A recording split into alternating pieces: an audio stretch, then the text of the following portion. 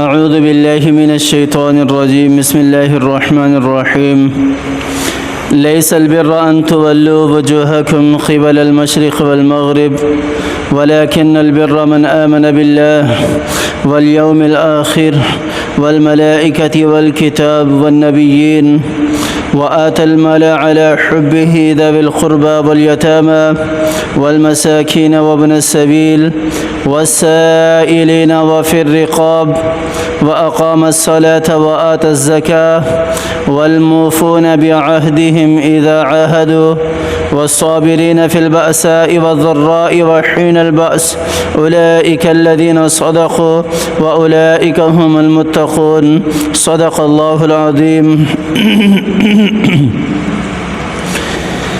اللہ تعالیٰ نے اس آیت کے اندر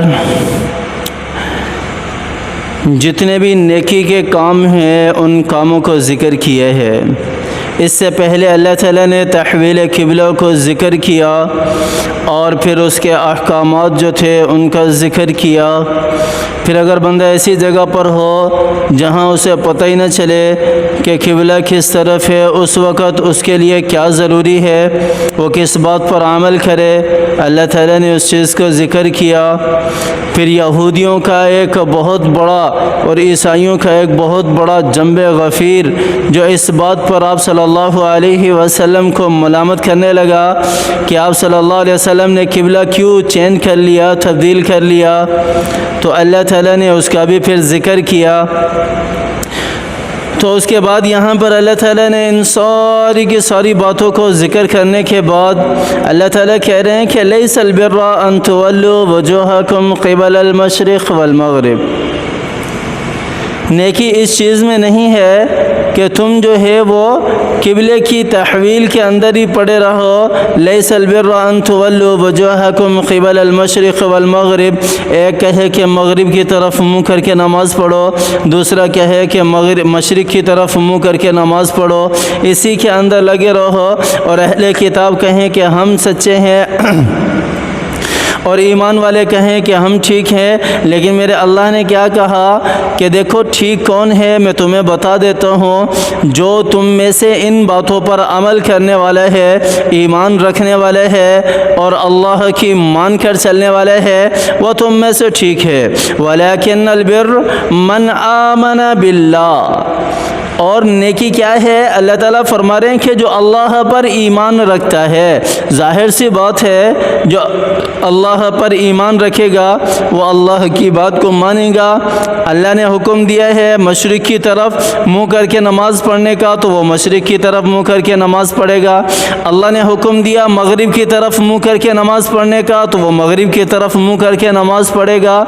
اللہ تعالیٰ نے شمال کی طرف یا جنوب کی طرف، جس طرف بھی اللہ کا حکم آ جائے، اللہ پر ایمان رکھنے کا تقاضا ہی یہی ہے کہ وہ اس حکم کو پورا کرنے والا ہو، وہ اللہ کی مان کر چلنے والا ہو۔ تو اللہ تعالیٰ نے یہاں ارشاد فرما دیا وَلَكِنَّ الْبِرَّ مَنْ آمَنَ بِاللَّهِ، نیکی تو اس چیز میں ہے کہ اللہ پر ایمان لایا جائے، اللہ کی مان کر زندگی گزاری جائے، اللہ کو اپنا معبود سمجھ کر زندگی گزاری جائے، جو احکامات اللہ نے دیے ہیں زندگی بسر کرنے کے لیے ان پر عمل کیا جائے۔ یہودیوں کی طرح نہیں کہ اللہ تعالیٰ نے انہیں بتایا بھی تھا کہ میرا نبی آئے گا، وہ قبلے کی تحویل کرے گا، اس کے باوجود بھی انہوں نے اللہ کے اس حکم کو نہیں مانا، گویا کہ وہ اللہ پر ایمان نہیں رکھتے تھے۔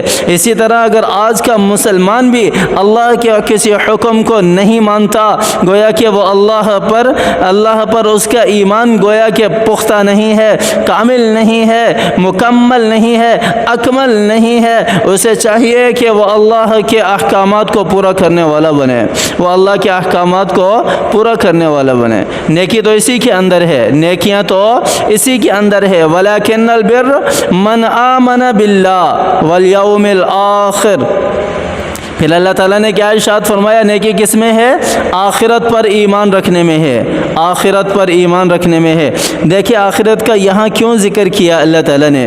آخرت کا اس لیے ذکر کیا، اگر میرا یقین ہے نا آخرت کے اوپر تو میں آخرت کے لیے اپنے آپ کو تیار رکھوں گا، اپنی تیاری کروں گا آخرت کے لیے کہ اللہ تعالیٰ نے آخرت میں سزا بھی دینی ہے، جزا بھی دینی ہے۔ اللہ تعالیٰ نے آخرت میں سارے کے سارے اعمال جو ہیں وہ اللہ تعالیٰ پیش کریں گے، اللہ تعالیٰ بتائیں گے کہ تو نے یہ کیا تھا۔ اور جب میرا یقین ہوگا آخرت کے اوپر، پھر اللہ کا کوئی بھی حکم آئے گا میں اس کو مانوں گا، اللہ کا کوئی بھی حکم آئے گا میں اس کو پورا کروں گا۔ اور کیوں؟ اس لیے کہ میرا آخرت پر یقین ہے، آخرت پر ایمان ہے۔ آخرت پر ایمان رکھنا یہ نیکی کہلاتا ہے، اور یہ نیکی اسی وجہ سے کہلاتا ہے کہ کیونکہ آخرت جو ہے یہ بندے کو نیکیوں کی طرف لے جانے والی ہے، نیکیوں کی طرف لے جانے والی ہے۔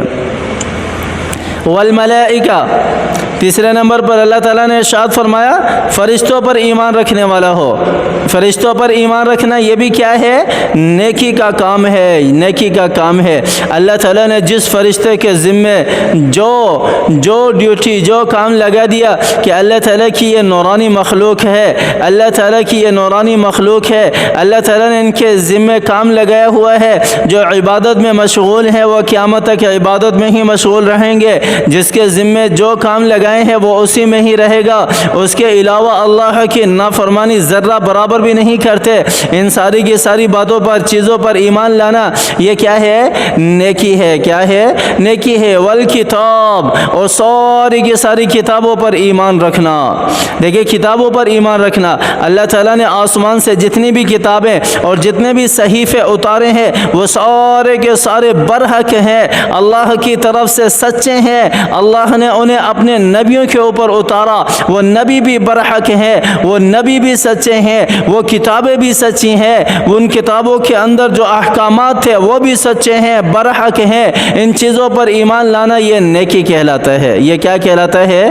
نیکی کہلاتا ہے۔ اور میں نے شروع میں کہا کہ ایمان لانے کا مقصد کیا ہے؟ اللہ تعالیٰ نے جس طرح زندگی بسر کرنے کا حکم دیا ہے اسی طرح زندگی بسر کی جائے۔ جو حکم اللہ کی طرف سے آ گیا سرخم کر دیا جائے، تسلیم کر دیا جائے کہ یا اللہ تیرے اس حکم کے آگے ہم سر نہیں اٹھائیں گے، تیرے اس حکم کی فرما برداری کریں گے، تجھے راضی کرنے کے لیے اس حکم کو پورا کریں گے۔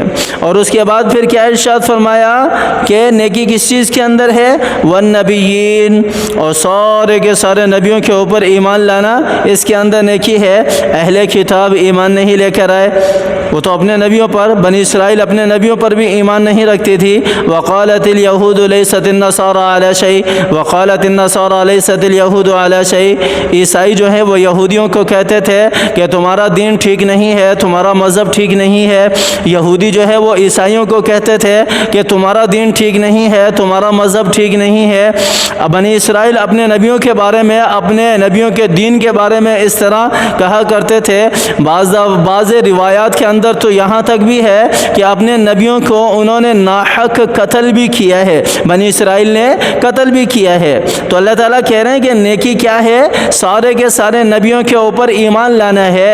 اگر آپ صلی اللہ علیہ وسلم پر ایمان لے کر آئیں گے تبھی انہیں نیکی ملے گی، تبھی انہیں نیکوکار سمجھا جائے گا، تبھی انہیں اللہ کا فرما بردار سمجھا جائے گا، اگر یہ آپ صلی اللہ علیہ وسلم پر ایمان لے کر آئیں گے۔ اگر یہ آپ صلی اللہ علیہ وسلم پر ایمان نہیں لاتے، اگر یہ آپ صلی اللہ علیہ وسلم کو اللہ کا نبی نہیں سمجھتے، اگر یہ آپ صلی اللہ علیہ وسلم کو اللہ کا آخری نبی بھی نہیں سمجھتے، آپ صلی اللہ علیہ وسلم پر نازل ہونے والی کتاب کو برحق کتاب نہیں سمجھتے، تو یہ نیکی حاصل نہیں کر سکتے، کسی بھی صورت نیکی حاصل نہیں کر سکتے۔ جس طرح کہ اللہ تعالیٰ نے دوسری جگہ ارشاد فرمایا وَمَن يَبْتَغِ غَيْرَ الْإِسْلَامِ دِينًا فَلَن يُقْبَلَ مِنْهُ، اللہ تعالیٰ نے کیا ارشاد فرمایا؟ دین اسلام کے علاوہ، آپ صلی اللہ علیہ وسلم کے دین کے علاوہ، آپ صلی اللہ علیہ وسلم پر ایمان لانے کے علاوہ، قرآن پر ایمان لانے کے علاوہ اگر کسی دوسرے دین پر ایمان لانے کے بعد، لانے کے ساتھ اگر کوئی سمجھتا ہے کہ وہ اللہ کو راضی کر لے گا تو اللہ تعالیٰ نے کہا کہ اس کا وہ دین قبول نہیں کیا جائے گا، اس کا وہ دین قبول نہیں کیا جائے گا۔ تو نیکی تو ان چیزوں کے اندر ہے، نیکی تو ان چیزوں کے اندر ہے کہ اللہ پر ایمان لایا جائے، اللہ کی مان کر زندگی گزاری جائے، آخرت پر ایمان لایا جائے، فرشتوں پر، کتابوں پر، نبیوں پر بھی ایمان لایا جائے اور نبیوں کی تعلیمات پر زندگی بسر کی جائے، کتاب کے اندر جو احکامات اللہ نے دیے ہیں ان احکامات کو پورا کیا جائے۔ یہ ایمان ہے، یہ نیکی ہے۔ اللہ تعالی ہمیں سمجھ عطا فرمائے، اللہ تعالی ہمیں قرآن کے مطابق زندگی گزارنے کی توفیق عطا فرمائے۔ جتنے بھی پریشانیاں ہیں میری اور آپ کی اور ہمارے پیاروں کی، اللہ تعالیٰ انہیں ختم فرمائے، دور فرمائے، اور اللہ تعالیٰ ہمیں عافیت والی زندگی دے۔ دنیاوی اور اخروی ذلت اور رسوائی سے اللہ کی ذات ہماری حفاظت فرمائے، دنیاوی اور اخروی محتاجی اور معذوری سے اللہ کی ذات ہماری حفاظت فرمائے، ہر قسم کے شر سے، ہر قسم کی بیماری سے اللہ کی ذات سے پناہ مانگتے ہیں، اللہ ہماری حفاظت فرمائے۔ عافیت والی زندگی چاہتے ہیں، اللہ ہمیں عافیت والی زندگی عطا فرمائے۔ آمین ثم آمین۔ وآخر دعوانا ان الحمد للہ رب العالمین۔